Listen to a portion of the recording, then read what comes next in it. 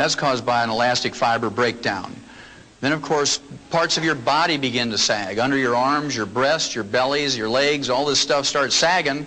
And you can go to a cosmetic surgeon or plastic surgeon if you want, but it's a lot cheaper and a lot more effective and a lot safer if you just take some copper.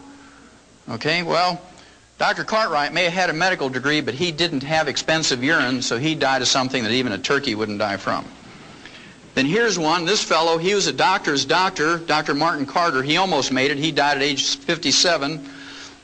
He got his medical degree from Harvard Medical School and his PhD in medicine from Yale. And of course, he was autopsied by the best because he was a doctor's doctor. He said, quote, "The cause of death was a ruptured aortic aneurysm," said Dr. Jules Hirsch of the Rockefeller University Hospital, unquote. What did he die from? Copper deficiency. See, he didn't have expensive urine either. Then here's an attorney. She was so famous, she was from Detroit, age 44, Ellen Joyce Alter. She was in the New York Times obituary. She made the big time. And, of course, she probably had steel buns because she belonged to one of those private health clubs. All these gals want steel buns, you know, doing their little exercises. But she didn't have expensive urine because she died of a ruptured cerebral aneurysm. When they don't do an autopsy, the symptoms could be called a stroke or subdural hemorrhage, but very frequently they're caused by a ruptured aneurysm, which is a copper deficiency. She didn't have expensive urine. How many of you here have ever heard of a guy by the name of Stuart Berger? Stuart Berger, he wrote 5 best-selling books on health and diets and nutrition. He got his medical degree from Tufts Medical School, which is a very fine medical school in Boston, not too far away from Harvard Medical School.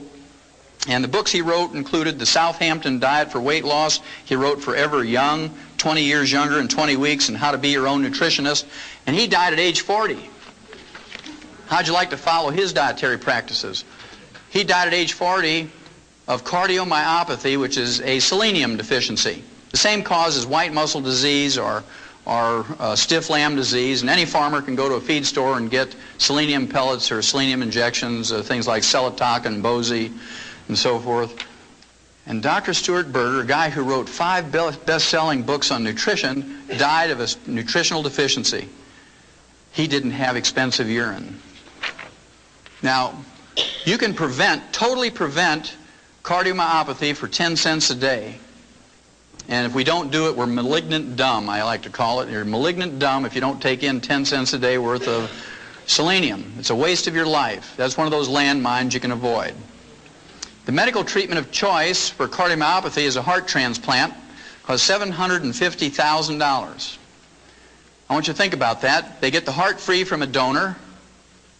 They get the blood free for the surgery from the relatives. They use $2.50 worth of suture material. And they charge us $750,000 for that procedure. Now, 6 months ago in LA, when they had the earthquake, they were putting people in jail for 60 and 90 days for price gouging for selling these terrified people a gallon of water for $4. They put them in jail for price gouging for selling them a gallon of water for $4. Now, to me, that's entrepreneurialism. You know, that's being in business for yourself. If you had a way to distill water and make water, and you had a car and you could get in there and sell those people a gallon of water for $4, hey, more power to you. Because if you go to a 7-Eleven and buy a quart of Evian water, it's $1.29. So 4 of those quarts is $5.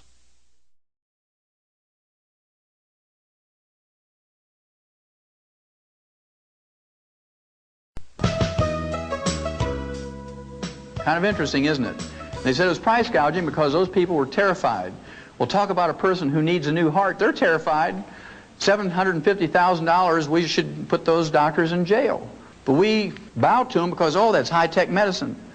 Out of 270 million people in America, you save about 50 a year. Is that cost-effective? I don't think so. I don't think so. At any rate, Dr. Stuart Berger didn't have expensive urine. Now, here's the last one, and many of you may know this woman. Her name was Dr. Gail Clark. She was age 47. She was the chief cardiologist of the West St. Louis County group of hospitals. She was the chief cardiologist for the St. Mary's Health Center in Richmond Heights in St. Louis County. She was age 47. Guess what she died from? Heart attack, a cardiomyopathy heart attack. You can just see her walking down the hall. She's got the stethoscope around her neck. You know, this is their little status symbol. Got my stethoscope around my neck. Back when I was in school, they folded it up very bravely and put it in their pocket. boom, she falls down. She has a heart attack right in the hall. And, of course, the nurses scoop her up and put her on a gurney, and they call the technicians and another doctor, code 3, code blue, whatever it is, and they whip her into the room.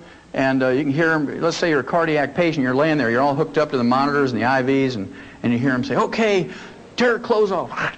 Okay, stand back. Didn't work, turn it up, stand back. And then you hear that terrible sound when you know that the treatment didn't work. The flat line when you know the heart is gone. And everybody walks out of the room dejected, and you say, nurse, what happened next door? And she says, well, your cardiologist, you know, the chief cardiologist of this hospital, age 47, Dr. Gail Clark, just died of a cardiomyopathy heart attack. We can see all the patients, they're holding their gowns. And they're running out of that hospital, leaving their watches and their shoes and their checkbooks and everything and their plastic credit cards because they don't want to get what Dr. Gail Clark got. To me, the Reader's Digest is a magazine that never says anything negative or bad about anybody or any group. It's the sweetest little magazine that ever was. The September 1993 issue features an article that says, can you trust your doctor? It lists 12 ways that doctors scam your money. And I'll let you read 11 of them yourself. I'll give you the worst one. In addition to their income from office fees and surgical fees and lab fees and hospitalization, in addition to all those fees, doctors get a kickback from the labs and the x-ray labs and clinics and hospitals. They get a kickback of $421 every time they send you in for a CAT scan or an MRI. And doctors tell you, oh, we do that because we're practicing defensive medicine, because if I miss something, 1 in 10 billion, you're going to sue me. So I do this just to protect myself. Well, if it was just to protect themselves and you knew them and they knew you, 90% of the people say, oh, just skip it, doc. If you don't really think it's necessary, let's save the money. But they got something more than defensive medicine to worry about. They get $421 in a kickback for every time they send you in for an MRI or a CAT scan. Well, when I practiced for 12 years up in Portland, somebody come to me with a terrible headache, never had one, I'd just walk up to them and tap them on the sinuses, and if they'd collapse to their knees, I know they had a sinus headache. Oh, doc, why'd you do that? Well, I just wanted, that's a cheap lab test, you know. Then if they had, thank you, if they had blood dripping out of their nose, they'd take a $35 x-ray to see if they had a cancer in there. $35 and a free lab test, as opposed to $421. If I wanted to make that $421, I'd have been a good thief. What I'd have done, I'd have built a chute right into that CAT scan machine, because I knew how to build chutes living on a farm. And I'd have gone out in the street and I'd have got every homeless person, I'd line them up in them chutes, and I'd put soup and a Big Mac at the end of that tube, you know. And I'd say, I'm going to buy you a $1.50 dinner. I'm a good guy. I'm going to buy you a $1.50 dinner. You just got to go through this chute, go through that tube, and you get your sandwich and your soup. Man, they'd be flowing through there, maybe 100 a day. And I could start adding some things up. It'd be a lot of fun. At any rate, the average doctor gets $228,660 a year in CAT scan kickbacks. $250,000 a year. In any other industry, if you do that, politicians, lawyers, businessmen, stockbrokers, they get put in jail. But doctors, it's okay, because insurance pays for it. Hillary will pay for it. We don't mind if they steal. It's blind. It's free. Well, remember I told you I was going to tell you about pica.